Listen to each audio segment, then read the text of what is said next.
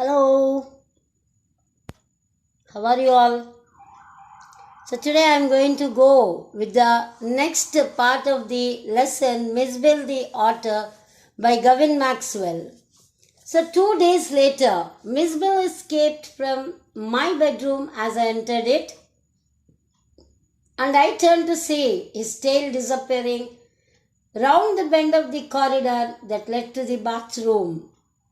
By the time I got there, he was up on the end of the bathtub and fumbling at the chromium taps with his paws.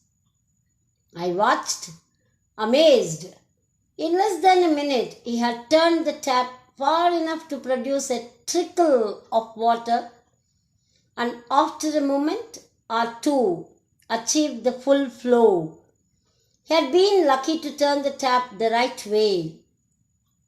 On later occasions, he would sometimes screw it up still tighter, chittering with irritation and disappointment at the tap's failure to cooperate. So it was 2 days later. What did the author observe about the Mijbil? That it tried to escape from the author's bedroom and went straight into the bathroom, entered the bathtub, trying to turn the tap, and it was quite amazing. The author really tried to notice, he was observing from a distance what the Mijbil or Miz was doing, and he was, to his surprise, the Mijbil was able to turn the tap, and the author was quite thankful to the God that he screwed it in the right way. Otherwise, it would have been little difficult for the otter to go with the play of enjoying or splashing the water. So once it so happened that he could not turn the tap in the right way, and it got tightened, and it was quite a disappointment for the Mijbil, and also it was creating a kind of irritable feeling when it could not do that, and its failure for the tap, it was not quite cooperation from the tap. Mijbil did not get it. Very soon Miz would follow me without a lead and come to me when I call his name. He spent most of his time in play. He spent hours shuffling a rubber ball around the room like a 4-footed soccer player, using all 4 feet to dribble the ball, and he could also throw it with a powerful flick of the neck to a surprising height and distance. But the real play of an otter is when he lies on his back and juggles with small objects between his paws. Marbles were Mrs. favorite toys for this pastime. He would lie on his back, rolling 2 or more of them up and down his wide, flat belly without ever dropping one to the floor. So now, Mijbil was following the author when he was just giving the name, a call or a whistle. Usually the pet animal, you just give a signal, and immediately the pet animal will try to run or rush towards you or to carry out your orders. Like a dog, it wags its tail and come to you. But here it is a Mijbil. So it used to come to him whenever he was calling and spent. Its favorite pastime was playing with the balls. Yes, dribble, what is the meaning of a dribble? Have you ever heard this word? Dribble. Okay, that is nothing but, you can say dribble is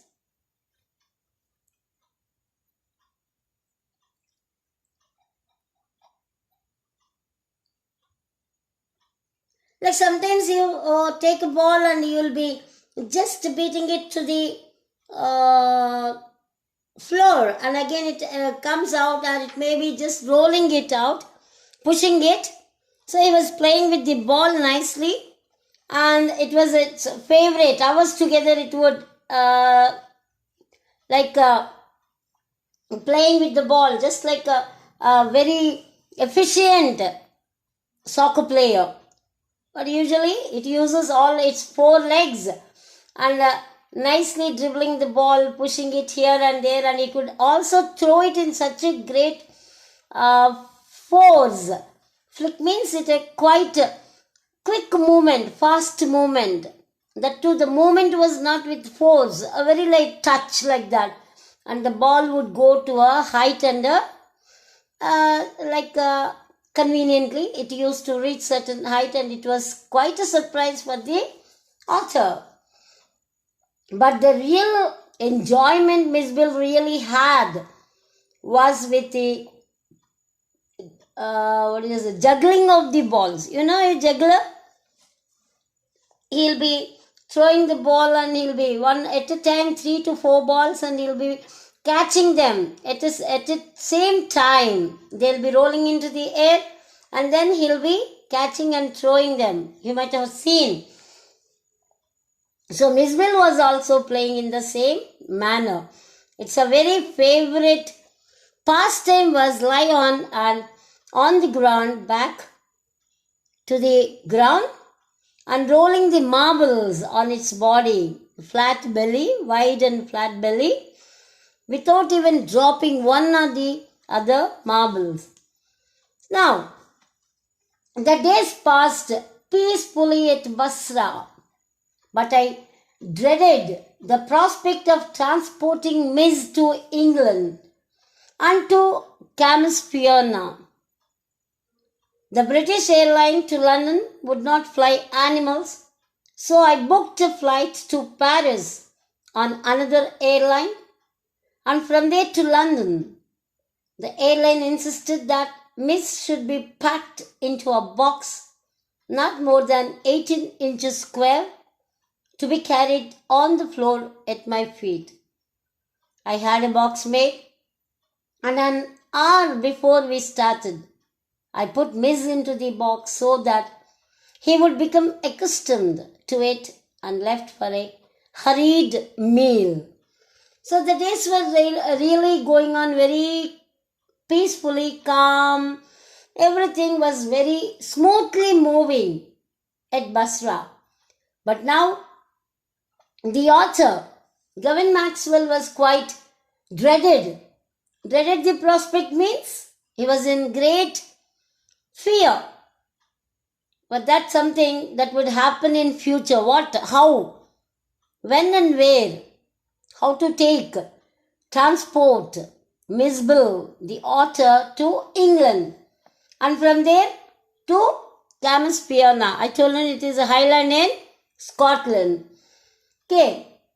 And then the British Airlines to London, they would not allow the animals to fly. So he had taken another route from Paris on another airline, and from there to London. So here the airline authorities insisted that this Miss should be taken. It will be allowed, but what they have to do is pack it into a box, not more than, they have given even the measurements, proper measurements to carry the animal, to transport the animal, and they have given 18 inches square to be carried on the floor at his feet, the author's feet. So he made the box ready, and then after everything was done, he kept everything ready, and just an hour before their journey, what did he do? He made the author to get into the box. He was just trying to do that before an hour, because he wanted to just make the author to feel little comfortable, because at the time you put it in a box, it was not used to it. It was moving freely in the house, but now it is caged, a kind of. So thereby whether it would be easily adjusting or not. He wanted to test, so it would be accustomed, means got used to that kind of enclosure. So he made it to get into the box, and then he had a hurried meal. When I returned, there was an appalling spectacle.